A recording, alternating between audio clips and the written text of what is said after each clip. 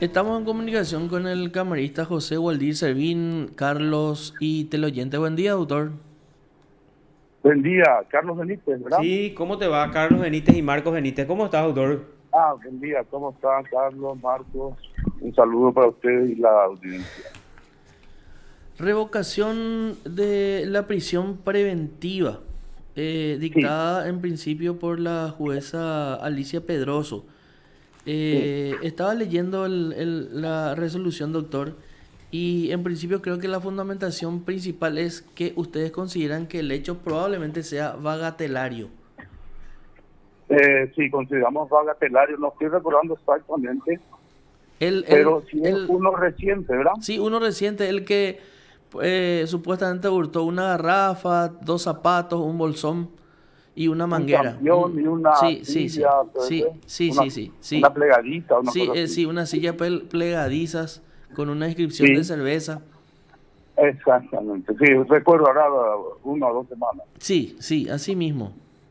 Sí, Se toma la decisión de revocar la prisión preventiva. Doctor, estamos viendo en los últimos tiempos la facilidad con la que se dictan prisiones preventivas, ¿verdad? Y sabemos que esa es la última ratio dentro del sistema penal que tiene sí, que ser resuelto por el juzgador, ¿verdad? exacto. Sí, y la pregunta concreta, En este caso, ¿qué es lo que ustedes encontraron y qué es lo que vieron? Dijeron, bueno, acá no se pudo haber decretado la prisión porque no, el hecho no es grave. ¿Qué elementos tuvieron en cuenta para revocar esa decisión de la jueza de primera instancia?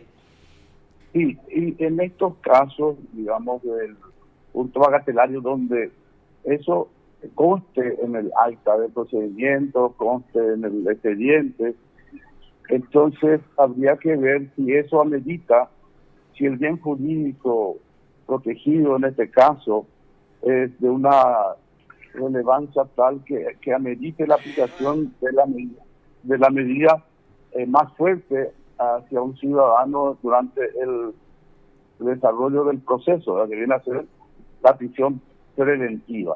Aunque también existen casos donde como resultan ser tan reiterativos y la persona ingresa inclusive a una vivienda y lleva esos bienes que son bagatelarios, en este caso fueran championes ya usados, era una silla plegadita, es lo que estoy recordando.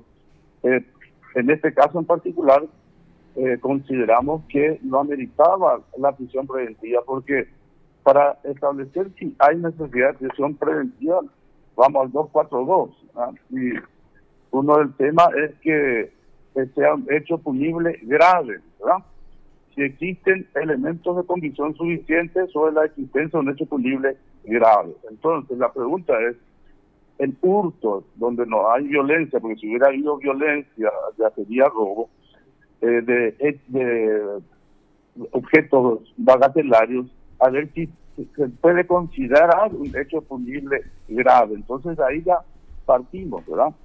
Y si consideramos que el hurto bagatelario no puede ser considerado grave porque el hurto agravado, por ejemplo, está en el 162, donde prevé cuáles son las circunstancias en que se debe considerar que un hurto previsto en el 161 se convierte, por decirlo de alguna manera que se comprenda, en hurto agravado, está en el inciso primero.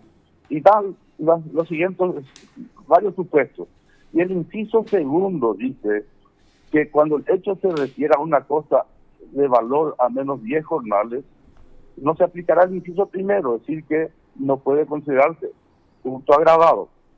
Es la interpretación nuestra, ¿verdad? Sino que si el hurto agravado está en el 162, el inciso primero, y en el segundo dice, cuando se trate de hechos bagatelarios no se aplica el inciso primero, es porque no estamos en hecho grave, un hecho punible grave, que es el primer presupuesto que requiere el 242 para la imposición de la prisión preventiva. Entonces, ya viendo el numeral 1 del 242, dijimos, no se da el primer presupuesto, ya, o sea, no estamos ante un hecho punible grave en consideración de los bienes jurídicos que estaban siendo afectados, atendiendo el 242 inciso numeral 1 y atendiendo al 162 del Código Penal, inciso segundo. Es una construcción sistemática entonces del derecho penal, doctor, lo que ustedes hicieron en su resolución. ¿Por qué? Porque dentro del 242 no habla de un hecho bagatelario como presupuesto de la prisión o no, el presupuesto de la no prisión. Pero si uno se fija en el 162 numeral segundo, dice deja de ser grave cuando el hecho es bagatelario. Entonces ahí uno no tiene el primer presupuesto del 242 que dice tenemos que estar en presencia de un hecho grave. Así es. Así mismo. Ese es el razonamiento que hicimos y en consecuencia decidimos de que no se daba ya el primer presupuesto y por tanto ya no tendríamos por qué revisar lo siguiente, ¿verdad? Porque si no es un hecho punible grave, ya eso impide la aplicación de la imposición de prisión preventiva teniendo el numeral 1 del 242, ¿verdad? Sí. Claro, o sea, ya no se pasa luego el primer numeral y en consecuencia, ¿para qué vas a analizar los otros si ya no se cumple el primer requisito? Ya no ¿verdad? tener el primer requisito. Exactamente. Tiene que darse que se trate de un hecho punible grave. Que grave no quiere decir exactamente que se trate de crimen o delito. Hay delitos que son graves. Claro. ¿Entiendes? Porque hay algunos que interpretan que al ser delito no es un hecho punible grave. Eso es lo que la gente confunde siempre, doctor. Sí, hay delitos que son graves. Entonces... ¿Cuál sería, por ejemplo, cuál sería el ejemplo? Te voy a dar un ejemplo, pero es con la redacción anterior. Ahora es lo que me viene en mente. Me acuerdo que en una oportunidad se planteó la prisión preventiva de un caso de abuso sexual en niños cuando el hecho de abuso sexual en niños tenía una pena de hasta 3 años. Sí. Entonces era un delito. Sí. Y sin embargo, hubo quien argumentó de que no estamos ante un hecho punible grave. Por la expectativa de pena. Por la expectativa de pena. El tema es que sí, la expectativa de pena es un elemento a mirar para establecer si es grave o no, pero no es el único. Yo me acuerdo que el voto mío hablaba más bien de lo pernicioso que es para un niño o niña que le ocurra eso, porque eso va a afectar su psiquis, su conducta toda la vida. Es más grave que eso, yo no encuentro. Sí. Tanto así que con posterioridad agravó también la pena. Creo que a veces agravar la pena no soluciona la cuestión, pero 3 años y después concluir porque la pena es de 3 años y se trata de un delito, el marco penal era de hasta 3 años, y que por eso es un delito, y al ser delito no es un hecho punible grave, esa conclusión creo que no es acertada. Habría que ver qué bien jurídico afecta y cómo afecta ese tipo penal, ese hecho, bien, en la víctima, y resulta ser gravísimo. Sí. Sus consecuencias son muy graves, se les puede perjudicar.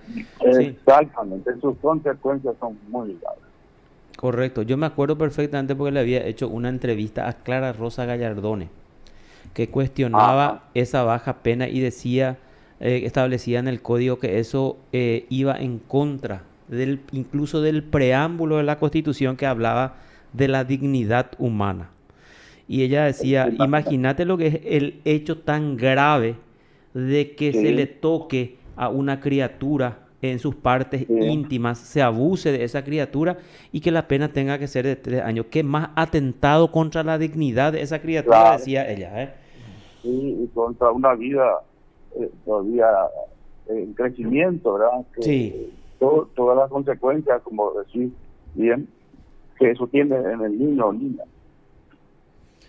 Correctísimo. No, doctor, clarísima, muy clara la explicación y muy didáctica. Sí, por sobre todo, ¿verdad? Por sobre todo. Doctor, muchas gracias por este contacto. Gracias, doctor. No, un gusto. Igualmente, hasta luego. Te informó PDS Radio TV Digital. el doctor Waldir Servín, para la construcción sistemática del sistema penal. Sí.